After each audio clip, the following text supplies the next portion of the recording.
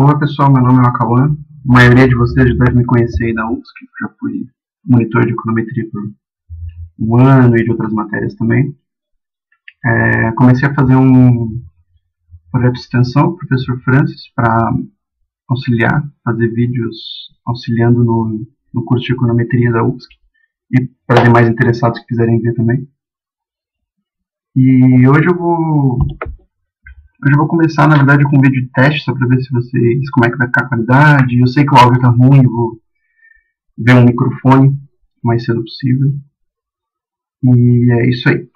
Primeiro, subentende-se que vocês tenham um conhecimento básico de álgebra linear e também alguns conhecimentos básicos de estatística. Se vocês estiverem com muita dificuldade, pode colocar nos comentários, eu vou responder sem problema algum. Mas também aconselho dar uma olhada tanto no apêndice do Gujarat, que vai ter, principalmente no apêndice B do Gujarat, que vai ter falando bastante sobre a parte básica de matrizes e principalmente direcionada para a econometria e para os testes econométricos. Se quiser alguma coisa mais além, tem o Boldrini, eu vou colocar a referência dos dois na descrição do vídeo. E, bom, é isso aí. Vamos começar. Se vocês quiserem dar uma olhada na parte da derivação do beta, ou alguma outra coisa referente que não vai estar nesse vídeo, principalmente a parte da derivação do beta, eu aconselho a dar uma olhada no vídeo do professor Francis, que ele fez no canal dele, eu vou deixar também o link na descrição do vídeo, para saber de onde vem aquela fórmula bem peculiar que nós já estamos acostumados de cada beta da regressão.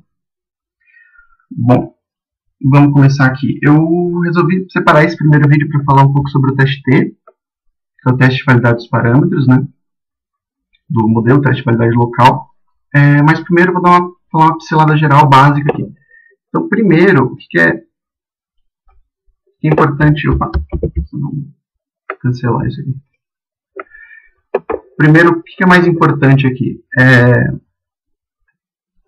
Quando você roda um modelo, quando você tenta verificar a relação entre duas variáveis e o impacto médio de uma variável sobre a outra, os primeiros testes que a gente geralmente até a tela do Greta eu gosto pra gente, rodei um modelinho básico aqui no Greta, são os testes T e F, basicamente, onde o teste T serve para dar validade para cada beta do modelo, ou para verificar se cada beta do modelo é diferente ou igual a algum valor, mas eu vou falar dele mais especificamente. O teste de validade do modelo é para ver se existe uma relação causal entre todos os parâmetros que foram especificados no modelo e a variável dependente. O grau de ajuste do modelo é para verificar o quanto, na verdade, o teu SQR representa do SQT, na verdade, né? Sabendo que o SQT nada mais é que a soma do quadrado dos totais, nada mais é do que a soma do quadrado explicado, mais a soma do quadrado do resíduo. Então, o que o teste R, o R vai fazer é basicamente verificar o quanto você está explicando da tua variável dependente. Mas eu vou falar dele em outro vídeo também. E o teste de normalidade do Bera-Jark, que é para dar validade aos dois testes acima, que eles derivam de uma distribuição normal, tanto a distribuição T, que é usada para o teste T, e a distribuição F, que é derivada do Mach quadrado, que é derivada da distribuição normal. Então, a gente precisa que a hipótese de normalidade se concretize. Para isso, a gente usa geralmente o teste de Bera-Jark para os resíduos.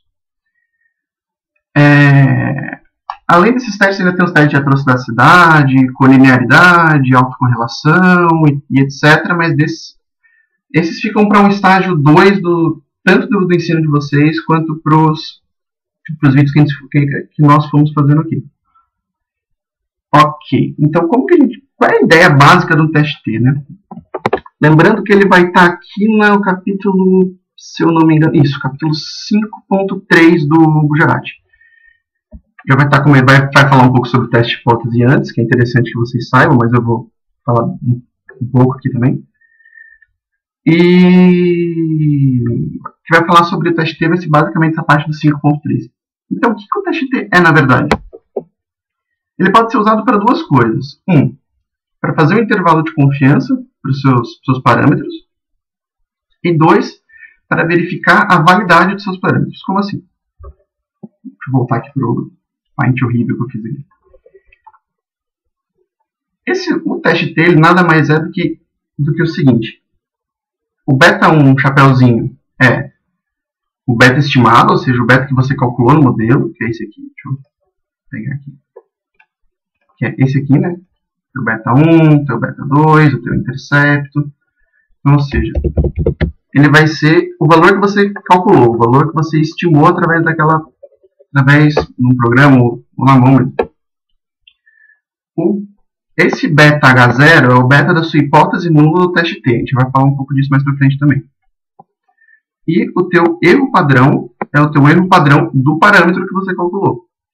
Lembrando que o erro ele é chamado de erro padrão e não de desvio padrão, porque a gente não consegue determinar com certeza quanto vai ser o desvio padrão dessa amostra ou desse parâmetro que vai medir a relação entre as duas variáveis, já que como a gente está trabalhando com uma amostra, a gente estima o desvio padrão através de um erro padrão. Mas ele é uma estimação, ele não é ele pode ser o valor efetivo, mas não quer dizer que ele será. Enfim, então basicamente o que o teste T está dizendo é o seguinte, a quantos erros padrões está o parâmetro que eu calculei da minha hipótese nula. Ou seja, qual é a distância do meu parâmetro que eu calculei, beta 1, beta 2, alfa, seja o que for, da minha hipótese nula que eu vou determinar antes para o modelo. Lógico, quanto mais longe ele estiver da minha hipótese nula, mais difícil é de eu dizer que ele é igual à hipótese nula. Então eu tendo a rejeitar. Ok, então quais são as hipóteses igual a H0 e o H1 do teste T? Bom, o H0 do teste T, deixa eu só trocar a cor aqui. O H0 do teste T nada mais é do que um valor qualquer que eu estipule. Por exemplo, eu quero testar se beta 1 é igual a 1, por exemplo. Vamos supor que eu esteja medindo um modelo de consumo e renda, não tem esse beta 2. E a minha hipótese é de que as pessoas gastam literalmente tudo que elas ganham. Então, ou seja, cada R$1 que é aumentado na renda, que seria o X, é despendido R$1 em consumo. Então, eu quero verificar se o beta da população, ou de uma população específica, Santa Catarina, Brasil, seja o que for, se é igual a 1. Se as pessoas despendem todo o gasto delas com o consumo. Então, meu H0 seria o quê? Beta 1 igual a 1. Certo? Meu H1, desculpa, hipótese alternativa do teste de hipótese seria, obviamente, beta 1 diferente de 1. Ok. Então, ou seja, quanto mais erros padrões de distância tiver o beta 1 que eu calculei de 1, mais difícil era determinar de que beta 1 é igual a 1. Então, ou seja, aqui vem outra discussão interessante também.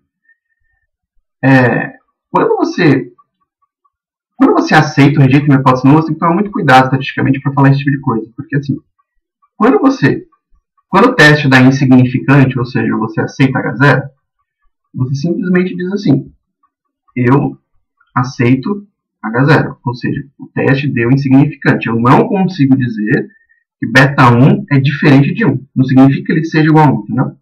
Eu não consigo dizer que ele é diferente. É diferente o jeito de falar. E no H1, quando eu consigo um nível de determinância, um nível de confiança de significância alfa, que eu vou falar disso também depois, eu consigo dizer o seguinte, olha, eu consigo dizer com X% com alfa por cento de significância ou X% de confiança, de que o meu parâmetro é diferente, maior, menor, seja o que for, da minha hipótese nula. Então isso consegue te dar uma significância estatística para o teu beta, o que é muito importante. Você não consegue, calculei meu beta deu 0.6, tá. Mas esse 0.6 ele é diferente de 1, ele é diferente de 0, ele é igual a 0 estatisticamente. Tudo bem, 0.6 é diferente de 0 e 1, mas estatisticamente não sei. Para isso é que serve o teste T, para te determinar esse tipo de coisa. Lembrando que o teste T ele só é válido, você só pode confiar no teste T se o seu teste de normalidade passar. O teste de normalidade para os resíduos, que vai ser o Berajark. Então, por isso que o Berajark é tão importante, porque ele vai ficar dando validade para os outros testes anteriores. Ok, então a gente já fez isso aqui. Vou pegar um... Ah, tá. Outra coisa. O jeito de calcular os parâmetros que são usados no T, eles são relativamente simples. Então, esse T calculado até que você vai tirar da fórmula, esse beta 1 chapéu, o beta que você calculou, então você vai calcular usando aquela forma do x' na menos 1 vezes x' y, né, que é a fórmula do beta, que vai estar... Vou pegar aqui já no Gujarati, que vai estar um pouco mais simples, que vai estar aqui, ó, essa aqui. Exatamente essa fórmula aqui, que vai usar para calcular a matriz dos betas, né. Então, beta calculado eu já vou conseguir tirar dessa matriz. E o erro padrão é que seria um pouco mais complicado de se calcular. Porque para eu poder calcular o erro padrão de um parâmetro, eu necessito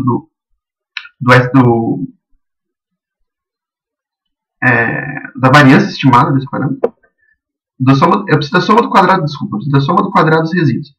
Com a soma do quadrado dos resíduos e os graus de liberdade, ou seja, n é o tamanho dessa amostra, e k é o total de parâmetros que você está usando no modelo. Se eu fosse usar esse modelo aqui como referência, eu tenho 3 parâmetros. O intercepto, beta 1 e beta 2. Então eu teria n menos 3 no denominador, por exemplo. Aqui eu calcularia esse valor desse cara aqui, que é um escalar, esse é um valor único. E eu vou multiplicar esse valor do escalar pela inversa de x', que a gente já tem que usar para fazer o cálculo do beta. Então esse valor aqui já vai estar dado para você. Quando eu fazer a multiplicação de um escalar por uma matriz, é só multiplicar o escalar para cada elemento da matriz, né? Lá eu vou ter uma matriz para cada beta. Então, por exemplo, assim, se eu tiver um beta, se eu tiver só o A e o beta 1, por exemplo, eu vou ter uma matriz 2x2. Se eu tiver o A, o beta 1 e o beta 2, eu vou ter uma matriz 3x3. Então, dependendo do número de parâmetros que você colocar no modelo, vai ser o tamanho da minha matriz. E ela vai sempre ser quadrada. Inclusive, é uma boa questão. Por que ela vai sempre ser quadrada? Pensem nisso. Outra coisa. Quando eu calcular essa matriz, vai dar, enfim, uma I por J, onde I e J são iguais. I igual a J. E na diagonal principal, vão estar as variâncias de cada beta. Então, por exemplo, aqui no elemento 1, 1 vai estar a variância do beta 1. No elemento 2, 2, a variância do beta 2. No elemento 3, 3, a variância do beta 3. E assim por diante. E nos outros aqui, vai estar o quê? A covariância entre por exemplo, aqui no 2, vai estar a covariância entre beta 2 e beta 1. Aqui no beta 3, a covariância entre beta 3 e beta 1. E assim por diante. Se eu consigo extrair a variância dessa diagonal principal, é só eu tirar a raiz quadrada disso, certo? Eu tiro a raiz quadrada disso e eu tenho o mesmo padrão. Então, voltando. Para eu poder fazer o teste T, eu preciso do parâmetro que eu calculei, que pode ser extraído daquela matriz de x lá. Eu preciso do meu erro padrão também, eu preciso da minha hipótese nula. Hipótese nula você vai formular no começo do teste, então ok. E eu preciso do meu erro padrão. O erro padrão eu obtenho como? Calculando esse cara aqui, que nada mais é do que o SQR dividido pelo número de graus de liberdade, que é o tamanho da minha amostra menos o número de parâmetros que eu coloquei no modelo. Conseguindo esse cara aqui, eu já tenho essa matriz quando eu calculei o beta, o x' invertido. Então é só fazer esse cara vezes essa matriz aqui. Isso aqui é um escalar, então a multiplicação é bem simples. Dessa matriz eu vou ter uma matriz quadrada obrigatoriamente. Pensem porque é uma matriz obrigatória. Pensem o porquê que é uma matriz quadrada obrigatoriamente. É importante entender o porquê. Deixa isso como lição. Nessa diagonal principal aqui, vão estar as variâncias entre os betas, entre beta 1, beta 1, beta 2, beta 2. Então, só se tirar a raiz quadrada do beta que você está fazendo, desse elemento do beta que você está fazendo, e você vai ter um padrão para usar na fórmula do T. Ok. Beleza, assim que se faz o teste T.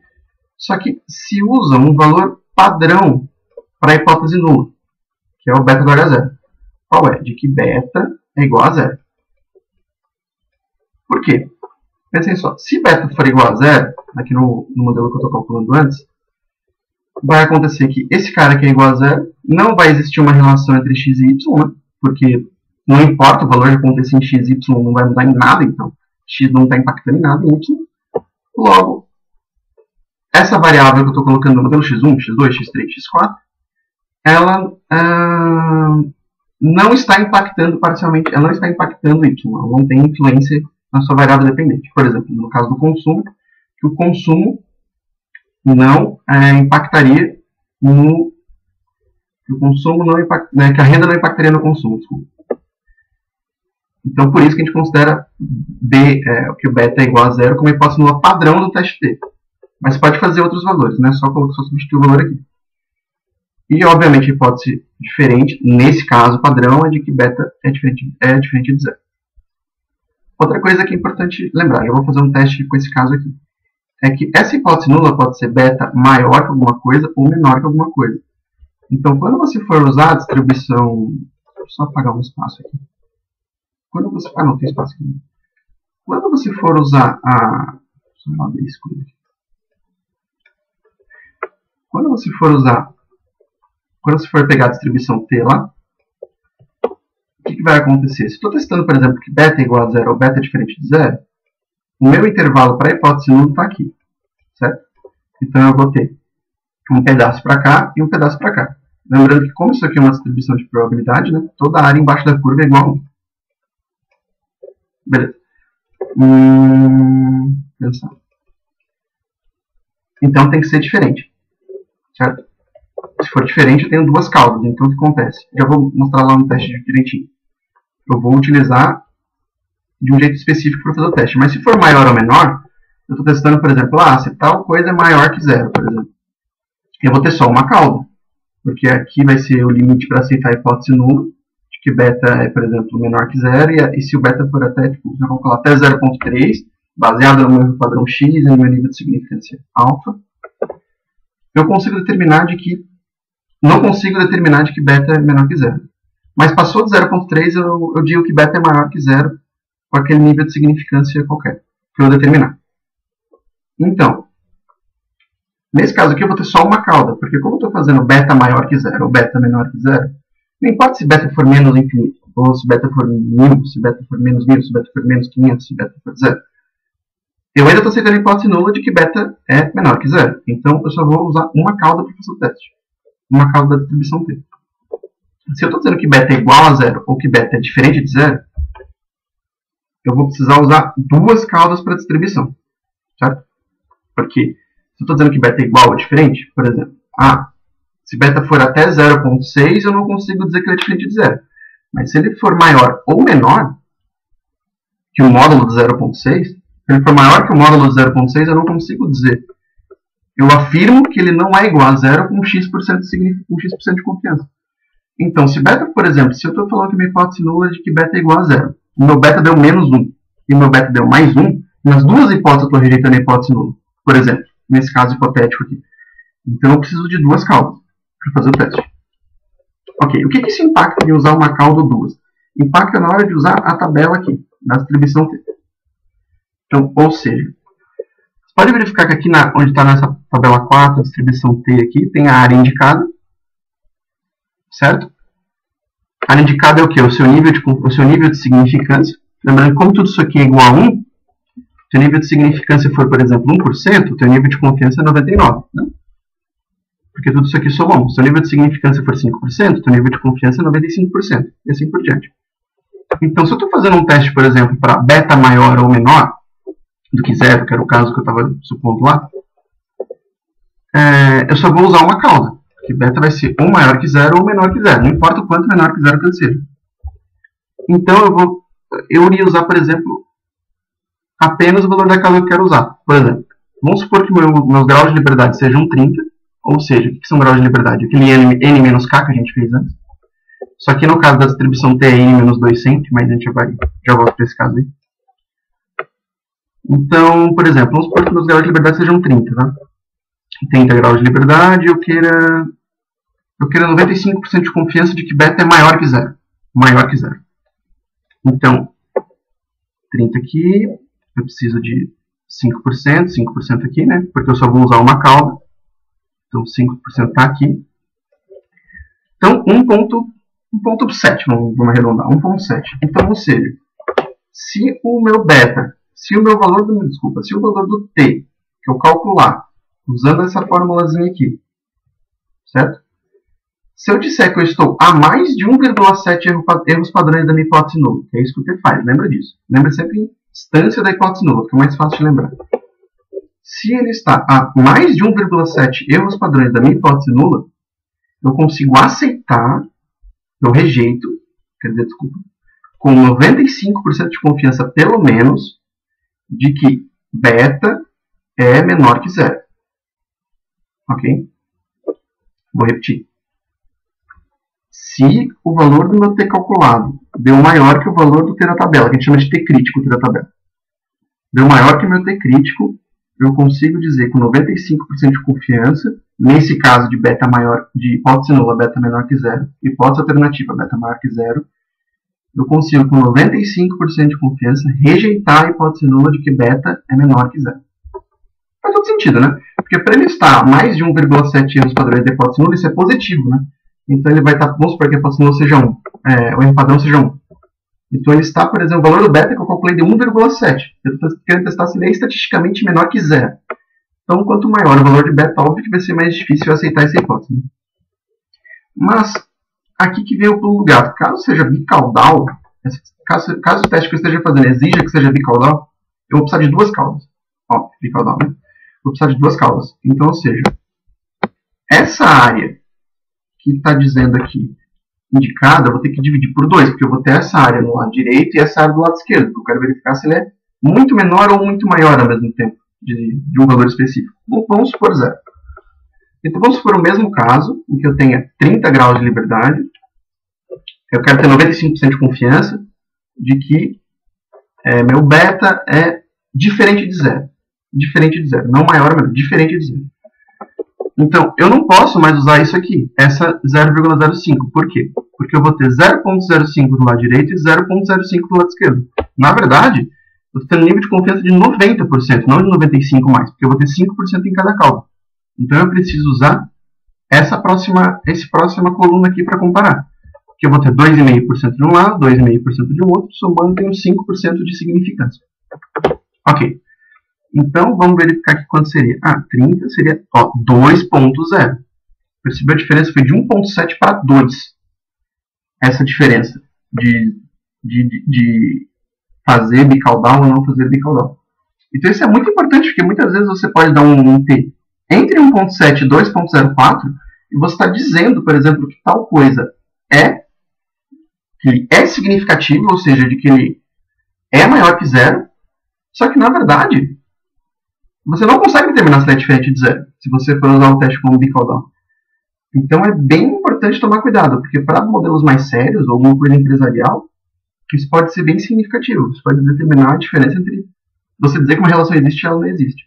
Esses erros que a gente comete, a gente chama de erro tipo 1 ou tipo 2. Daí vale a pena dar uma olhada no teste de hipótese para ver isso direitinho, senão esse vídeo já está ficando bem grande. Ok, então eu vou pegar um exemplo prático. Outra coisa que você pode fazer com o teste T também é determinar intervalo de confiança. Por exemplo, eu quero ter 95% de confiança de que meu beta vai variar entre tanto a tanto. Exatamente a mesma ideia. Então eu vou lá, pego, por exemplo, aqui, né, porque eu vou fazer um intervalo para os dois lados, né? Então eu vou usar aqui. Então, por exemplo, eu quero... vamos supor que meu beta deu 0 e o meu padrão deu 1. Então eu sei que se meu valor ficar entre menos 2,042 para a esquerda, porque meu padrão deu 1, né? Se desse 2, eu multiplicaria por esse valor. Qualquer outro valor eu multiplicaria, inclusive o módulo. Né?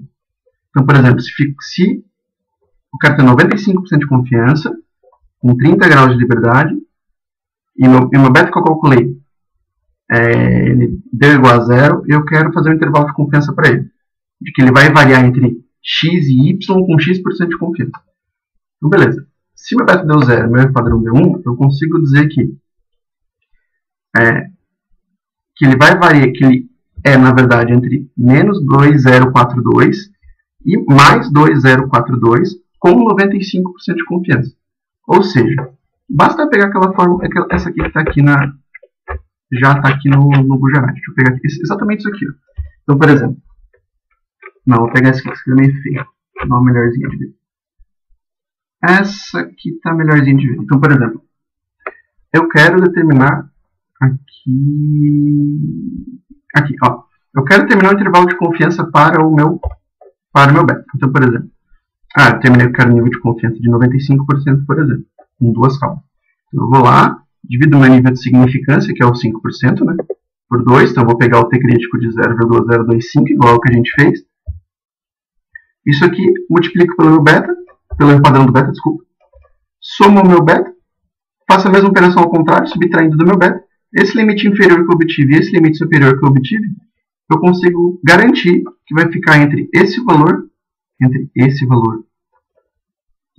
valor, com, por exemplo, 95% de confiança, que foi o caso que a gente usou. Vou fazer um cálculozinho rápido aqui, junto com vocês, para não ficar tão jogado assim as coisas, mas, por exemplo, no Gretel, eu vou deixar o link, para quem não tem o Gretel, eu vou deixar o link também no vídeo, tá? Então, de como baixar. É bem simples, o site é livre mesmo, então, só clicar, escolher Linux ou Windows, baixar e instalar, bem tranquilo. Ok, para quem não tem as tabelas de exercício ainda, vem base de dados, servidor de base de dados, e tu clica em... Não é aqui não, pra mim é errado. Esquece, eu vou ver como é que faz isso, depois eu passo no próximo vídeo melhor, tá? De uma forma melhor. Então, por exemplo, eu peguei uma tabela que tem no Gujarati, que vai ter aqui no... Se você já está habilitado, vai estar aqui no arquivo do usuário. No arquivo de exemplos. Aqui em arquivo de exemplos. Já vai ter aqui as tabelas. Ok. Essa tabela, a primeira tabelinha do Gujarati, que vai estar ali naquelas abas ali, entre o consumo em bilhões de dólares e PIB em milhões de dólares, que a gente pode usar como uma proxy para renda. Então, por exemplo, eu vou rodar um MQLzinho aqui. A variável dependente é o Y, dependendo que é o consumo, dependendo da renda, né? Então, aqui. E aqui deu um modelo, né? Já deu o valor do beta, do coeficiente do beta, o erro padrão. Essa razão T, qual é essa razão T que ele está jogando aqui já? Já é supondo que beta é igual a zero. Então, por exemplo, se tu pegar a fórmula do T, né? Aqui, vamos fazer passo por passo. Se tu pegar a fórmula do T aqui, beta 1, o beta que eu calculei, nada mais é do que o 0.76048. Então, aqui, dividido pelo erro padrão.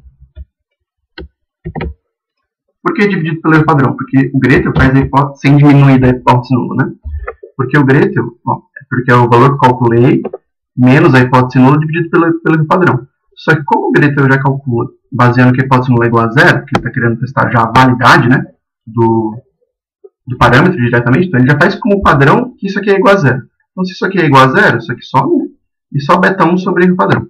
Só beta sobre erro padrão. Então, já pode dividir direto aqui. 90.247, que é o valor que é para estar aqui. 90.247 ele redondou para 90.25. Então, com isso aqui, a gente consegue dizer com 1 menos isso aqui, ou seja, 99,999% de confiança, de que esse valor aqui é diferente de zero. Ok. Mas vamos supor que a gente não soubesse, tá? Vamos supor que a gente não tivesse acesso a esse valor aqui e a esse valor aqui. Então, o que a gente faria? Existe um método que é comparar, né? Se o valor T que você calculou é maior ou menor, isso funciona tranquilamente. Mas se você quer saber a probabilidade exata da hipótese nula ser verdadeira, ou seja, de que tal valor seja igual a zero, existe a opção de você usar uma ferramenta do Gretel aqui que eu vou mostrar agora. Então você calcula o T, que no caso era dividido esse por esse, mas poderia ser, por exemplo, vou usar outra hipótese. Eu quero ver se isso aqui é diferente de 0,5, certo? 0,5. Então o que eu faria? Então o que eu faria? 0,7 menos 0,5, 0,2, dividido pelo erro padrão. Ok, 25,55. Vamos supor que eu não sei. Eu quero saber se isso aqui, com quantos por cento de confiança eu posso aceitar que 0,7 é diferente de 0,5. Então eu venho aqui, existe uma ferramenta aqui, ferramentas, na parte inicial do Gretel. Tem localizador de p-valor. Você já tem o valor do T, então você está localizando qual é o p-valor desse valor do T, que você calculou. Então, distribuição P, que a gente está usando agora. Grau de liberdade. Bom, no caso, quantos graus de liberdade eu vou ter, né? Eu vou ter 15 menos 2. Então, eu vou ter 13 graus de liberdade. Por quê? Porque o grau de liberdade é o tamanho da sua amostra menos o número de parâmetros. E o valor calculei 25,55. Então, ok. Ele já vai me dar aqui, ó, a área direita, que é o... A área direita... Não, tem que pegar esse valor bilateral aqui. A área direita é só se fosse unicaudal o teste. Então, ou seja, o p-valor tem 12, está vendo? Elevado na menos 12. Tem 12 zeros antes de chegar a um número. Então é 99%, 99%, de que esse valor, o 0,7, o valor que eu calculei, ele é estatisticamente diferente de 0,5. Bom, por enquanto é isso. Eu vou deixar, eu sei que o vídeo ficou meio longo, eu vou deixar na descrição o Greta, eu vou deixar na descrição o Gravity em português, eu consegui até agradecer ao Joner aí, que eu peguei com ele isso. E também vou deixar as tabelas do teste T também na descrição do vídeo. E qualquer coisa podem comentar, qualquer crítica, sugestão. Se o vídeo ficou longo demais, estou falando muito rápido, não entendo nada do que você fala. Qualquer coisa que vocês quiserem comentar, criticar, esteja à vontade. Ok? Valeu, falou e até mais.